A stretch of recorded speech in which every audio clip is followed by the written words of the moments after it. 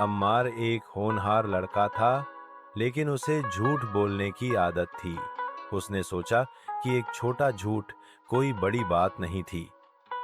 एक दिन उसे बाजार में एक अजीब टोपी मिली।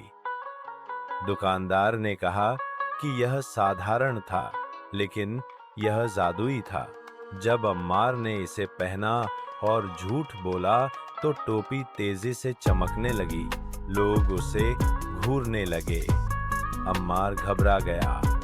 वह जितना अधिक झूठ बोलता था, टोपी उतनी ही तेज चमकती थी।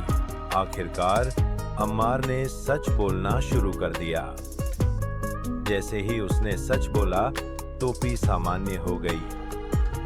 उस दिन अम्मार ने सीखा कि ईमानदारी से सम्मान मिलता है।